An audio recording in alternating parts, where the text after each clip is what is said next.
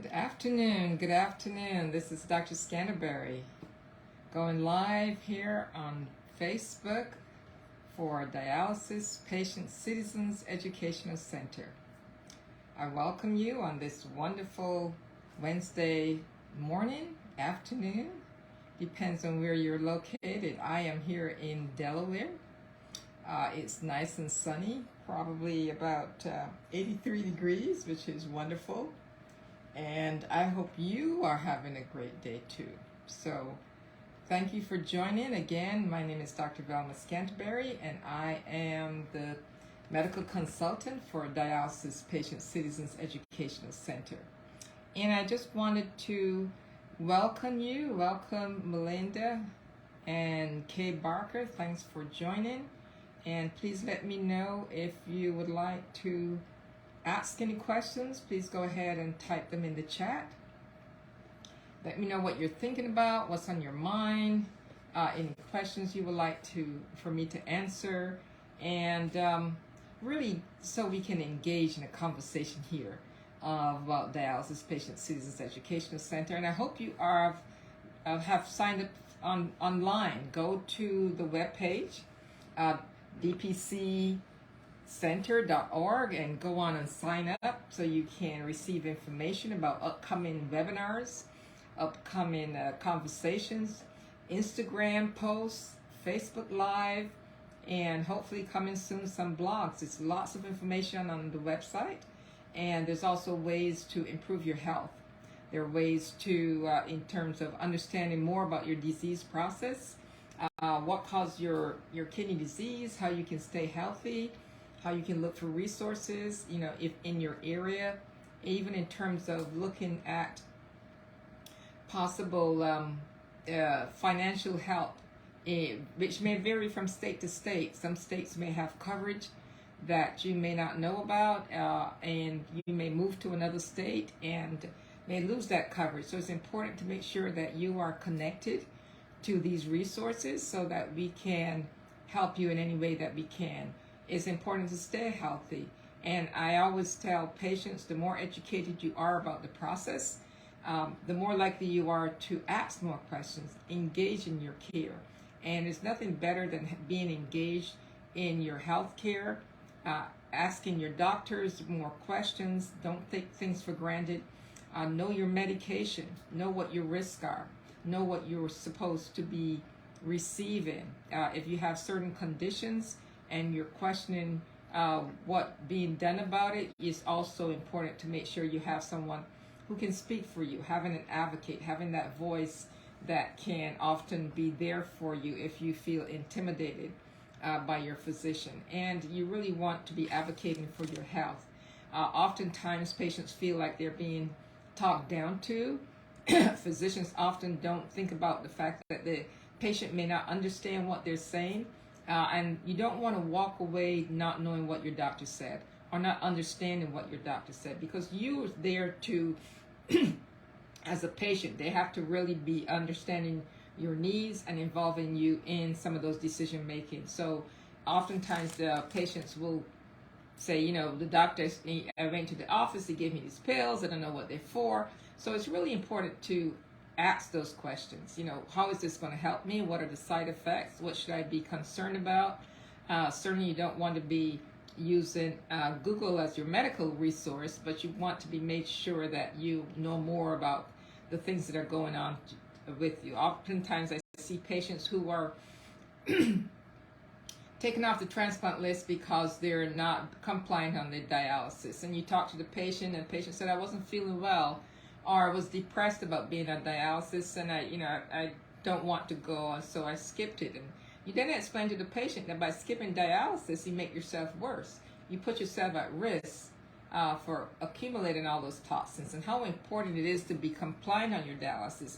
Because you're not feeling well doesn't mean you don't go to dialysis, because that's going to be a flag in that you're not showing up. But talk to your physician. If you're sometimes, dialysis and being with kidney disease can be very depressing, and you don't have a hopeful outlook. But it's really about focusing on those things that can improve your overall health. And once you explain to the patient that it's important to to maintain your dialysis, then they understand that, if for you to get on the list, you got to be compliant. You got to show that you're interested in taking care of yourself. That's what you want to do. So you really want to talk to your provider about things you don't understand. Don't just show up. Don't just not show up from that standpoint. So thank you so much. Betsy has a question. What about pregnancy and people who have had a kidney die? My right kidney has died due to FMD. Well, as long as you have remaining good function in that kidney that's still functioning, and you really want to make sure that it's not right after that. How slow did that kidney die? Is your remaining function okay? Many people are born with one kidney and still go on to have pregnancies. Many patients after transplant with one kidney go on to have children and go through pregnancies. But you have to make sure that with that one kidney, it's not putting you at risk.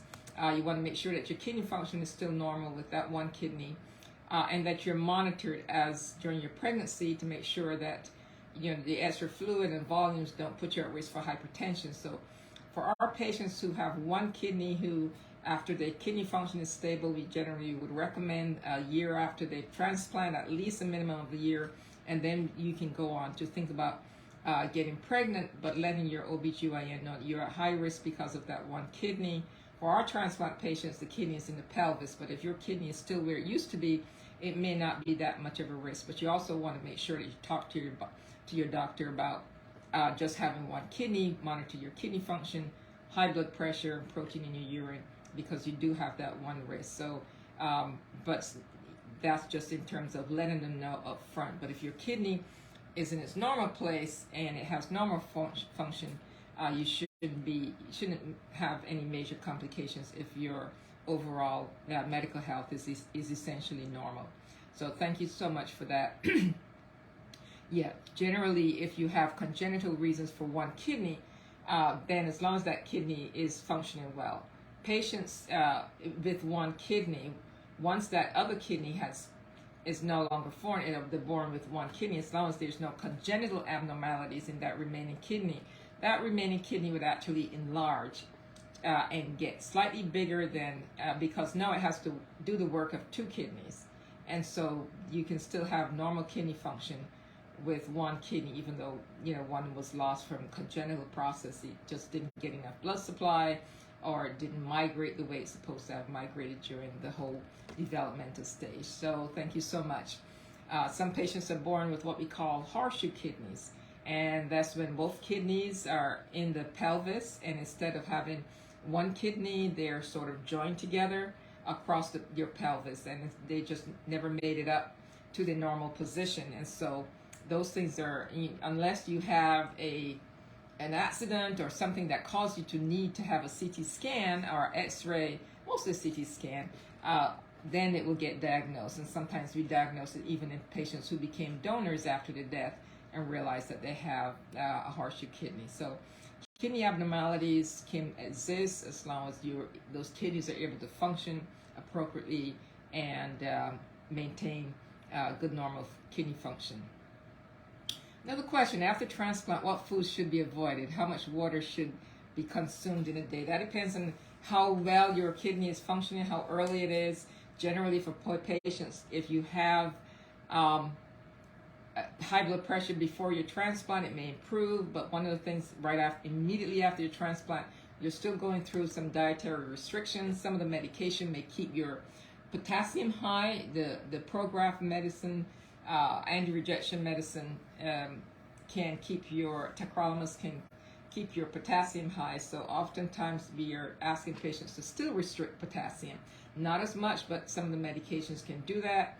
You still have to restrict salt, because the goal is that you don't want your high blood pressure to ruin your kidney again. So we tell patients you want to remain healthy. So just as anybody with high blood pressure, you want to be careful.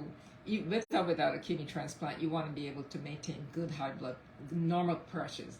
You want to watch your sodium. For some patients, the kidney will work well in all aspects, except it may not clear phosphorus as well, and so we may have to supplement to keep the phosphorus down. And in some patients, the phosphorus is too low, and we have to tell you to eat things that are high in phosphorus. So it all depends on how your kidney is doing.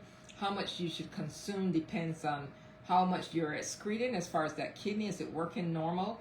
And secondly, do you have underlying heart disease? So again, with or without a kidney transplant, if you have underlying heart problems, cannot tolerate a lot of fluid, those issues aren't going to go away after transplant. So while you may have a normal kidney and you may be able to excrete and urinate, you also have to make sure that if your underlying heart disease is an issue, how well it pumps, whether it's decreasing in what we call the ejection fraction, you may be on fluid restrictions.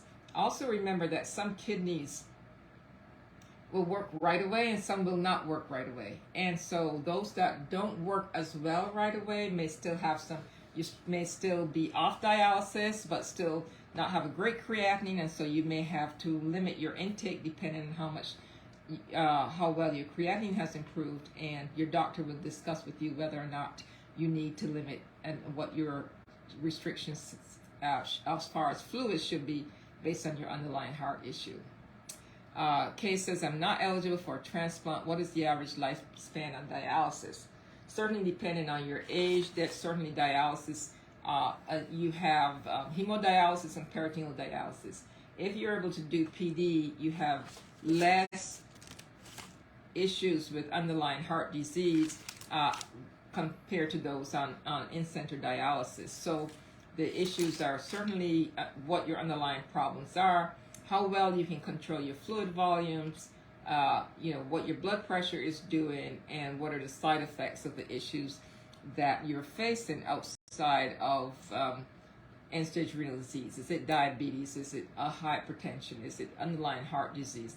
All those things would add into the lifespan and your underlying age. So it's hard for me to say that without knowing more about you, but certainly, people do well. I have a young man relatively young man, who had been on dialysis 20 years. So it's really up to your underlying issues and your underlying problems and how well they complicate your dialysis process. COVID is a real concern for everyone, especially renal patients. Is COVID on the rise again?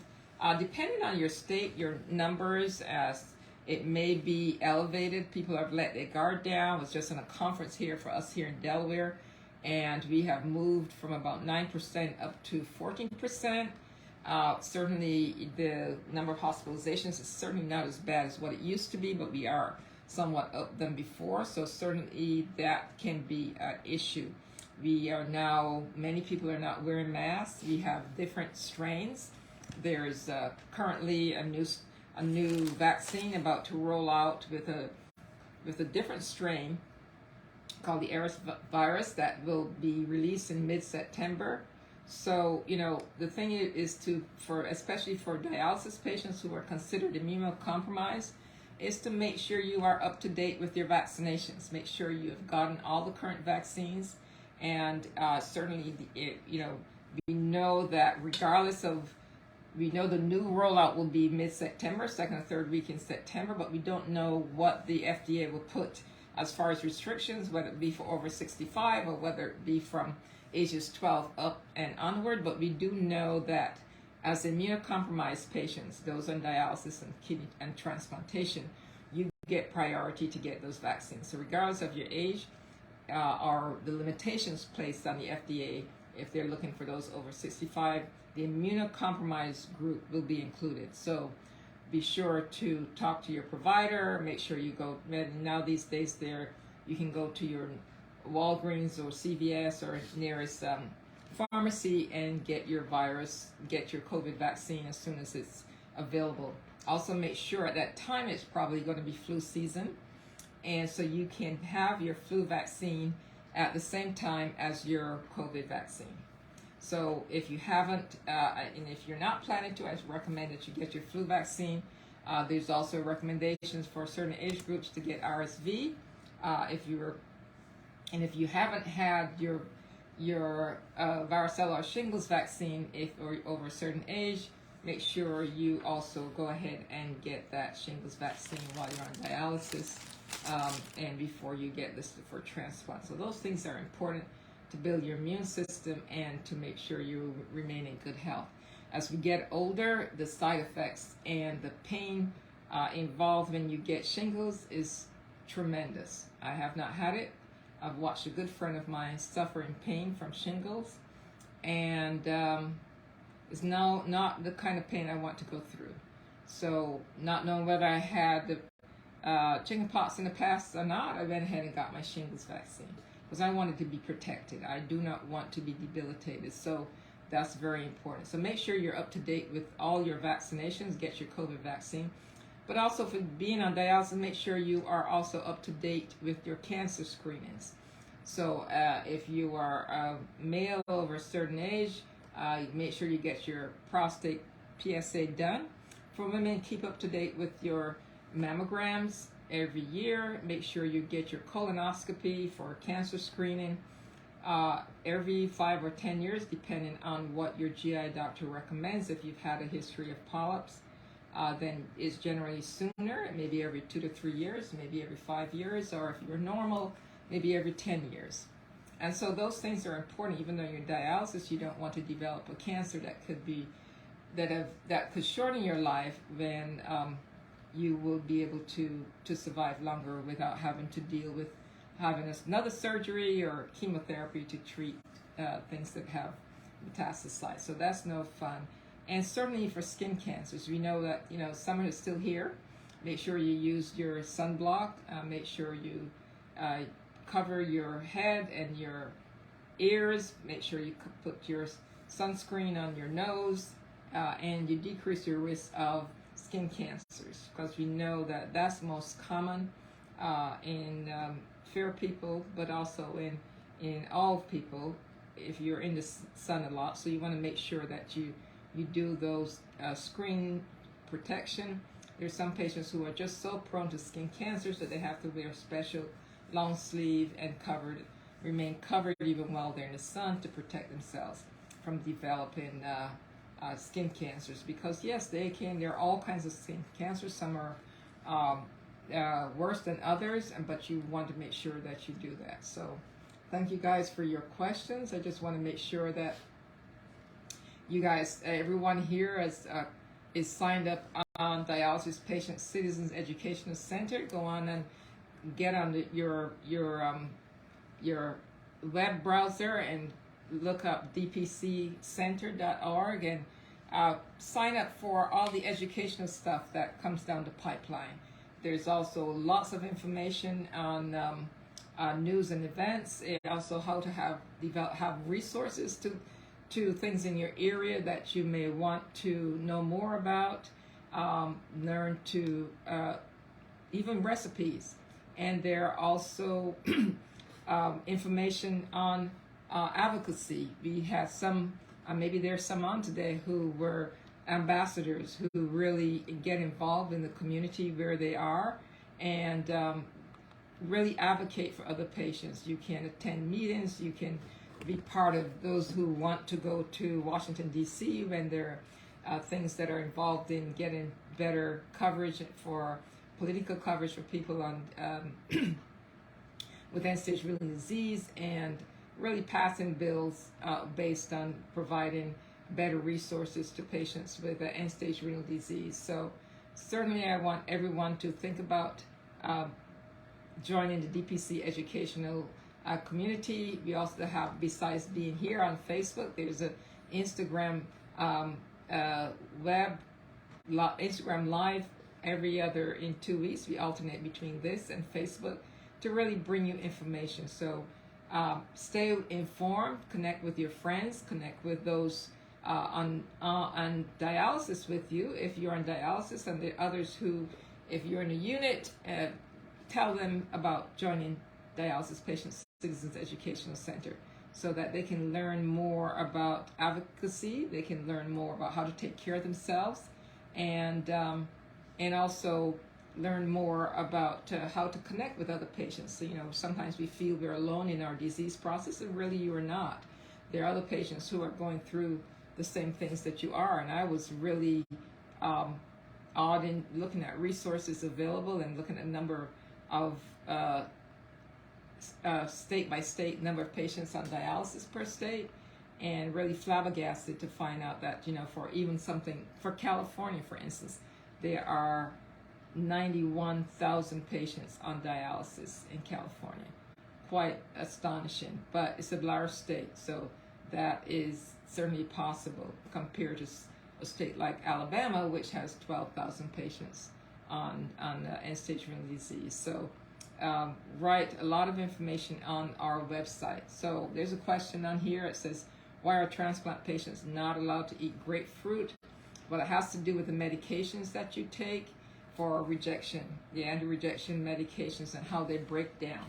So one of the things about grapefruit is that it will lower your anti-rejection medicine metabolites, and therefore you will not be as protected as you want to be in terms of maintaining that protection from having rejection. So grapefruit interacts with your prograft, tacrolimus, and cyclosporin, which are both similar in nature, and then can put you at risk for rejection because it inhibits the ability of that medication to be present in your body in the dose that is being prescribed. So when you think you're taking the medication and you have a certain level in your system, you'll find that you will not, and that puts you at risk. So that is one of the things we try to tell patients to be wary of. So yep, that is not a good thing to have. So thank you for that question. The thing some patients says is that also in terms of some patients, depending on after transplant, we often have issues with too much potassium, and we know that things like orange juice can often raise the amount of potassium, and also your sugar if you're diabetic. So we usually tell patients to be cautious in those kind of things. Not everybody will have problems with potassium even after transplant. Some will and some may not. Like I said before, for many patients, the other electrolyte that's often an issue is magnesium. And so many patients will clear too much magnesium and their magnesium will be low, and will have to replace magnesium and add magnesium to your diet for many patients, many years even after transplant. So different things can be different amounts patients, and so it's important to know that how one kidney works will vary from one patient to another. And you know that, as I said before, phosphorus can be a issue that needs to be replaced in the immediate weeks after transplant, while right before transplant on dialysis you're struggling to keep your phosphorus in normal range, and it's often too high because you need to take your binders. And suddenly after transplant you now have low phosphorus, and we're trying to tell you, eat ice cream, eat this, eat that, so we can get more phosphorus into your diet. And then we have to give you supplementation with phosphorus pills to build it up to make sure you don't get the complications from having low phosphorus. So for many patients that's very confusing, but when the kidney starts to work, oftentimes that's one of the biggest changes we see. And for many patients, you also notice that the color lightens somewhat. Your skin discoloration, often for many years on dialysis, is due to accumulation of phosphorus. And so your skin will get darker, change, more pasty looking. And for patients after transplant, you'll find that once the phosphorus, even in the first day, they have an excellent working kidney transplant and they're able to get the creatinine down by 50% in that first day, then suddenly their skin begins to change and they can see a difference overall. That itching goes away and they're able to get rid of that phosphorus, and it's a remarkable change that can occur. So just sort of diverted there a little bit on some of the things that we have to deal with in terms of why you can eat certain things afterwards and other patients may not. So that's sort of important to know, and it also depends on how well your kidney works, whether it works 100% right off the bat or whether it's just slowly recovering from being a sleepy kidney, and they then need to maybe be on dialysis initially, but then find afterwards that the dialysis treatments, you make more than a liter a day and you no longer need to be dialyzed, and that kidney continues to function more and more. So thank you for that. Any other questions? We have about 5 minutes left. And like I said, I'm Dr. Scanterbury. I'm the medical consultant for Dialysis Patient Citizens Educational Center. And we're here on Facebook Live to answer your questions, to really engage in a conversation. I want to thank you all for coming. Thank you, Helen and Lee Marcella and Wendy. Thank you for watching. Let me know if you have any questions. I'm a retired transplant surgeon, but I'm now working in a primary care clinic, really working with patients to get them to better health, especially those, many of the older patients with high blood pressure, diabetes, many comorbidities, making sure they stay healthy, getting them to their referrals, getting them to all the necessary help, getting them the necessary help they need to make sure they can stay healthy, get healthy. Sorry about that. Looked like someone was trying to call me. Disconnected there for a brief minute, but we appreciate you being here again, and I welcome you to stay tuned to the upcoming Instagram Live that will be in 2 weeks. And go ahead and join DPC Educational Center if you're not a member yet, so you can be contacted with all the resources and all the chats, all the Instagram Lives and the Facebook Live. And there's so much more information that you can obtain from the website. So we want you to stay abreast and keep well. Oh, before I go, one last question. Thank you for all you do for kidney patient. What does dry weight mean? Dry weight means the weight that you are when you come off of dialysis, when they have eliminated all the weight that they've taken off, and at the end of dialysis, that's your dry weight. When you return 2 days later or 3 days later, depending if it's a weekend, that's your weight that will weigh you again. And so the difference between your dry weight and your interdilated weight, meaning what amount of weight do you gain from the time you leave dialysis to the time that you return. So that's the weight that we don't want to exceed a couple of pounds. And most of the things are given, the weights are given to you in kilos. So you have to make sure you think about kilos. 2.2 pounds is a kilo. So someone said 5 kilos is not 5 pounds, it's actually 12 pounds. And so that's maybe a lot of weight, but you don't want to go over that. And so you want to keep your weight down because it's important for your heart. Your heart's being challenged by all those kilograms that you put on from your dry weight to the time you return to dialysis again. So it's your lifeline. Just think about your heart holding on to all that fluid and then having to take it off. You put it on in 3 days, but you take it off in 4 hours. That's the problem. And so you want to make sure that you keep those interdilated weight gain to as low as possible. I just had a transplant. Why the med make you feel bad? Well, most of the time it may be because you're taking a lot of medicines all at one time, and sometimes it can be nauseating. I usually try to have our pharmacists work with patients to maybe spread some of the medications out. If you have 10 pills in the morning, you may want to take a few, eat something, wait 10 minutes, 15 minutes, so take some more. The handful of meds all at one time may make you nauseated, may make you not feel well. I often try to say if there's something once a day, then separate those and maybe have your pharmacist give you those at noon. If it's twice a day, then you may want to, and there are a whole bunch of pills because you have many different anti-rejection pills. You may want to break them up over half an hour so that you take a few at a time so it doesn't make you nauseated. I'm not sure what you mean by make you feel bad, but for most patients, they may feel squeezy because they take it on an empty stomach. So generally we suggest that you take it with breakfast or take it with a meal and take it slowly as you eat in, a few at a time, so that you can get rid of the bad feeling. And I hope that helps. So thank you very much, Lee, for asking that question. Thank you, Michael and Doc Fly for joining. It's now 12:59. Unless you have any other questions, it's been a wonderful conversation. Thank you all for being here, and I certainly hope that you gain some information from this. We also have the ability to answer questions. I have the ability to answer questions offline. if you send them to ask questions in the DPC Educational Center on either Facebook, on the Facebook chat or the Instagram chat. Well, I'll make sure I answer those questions and get them back to you.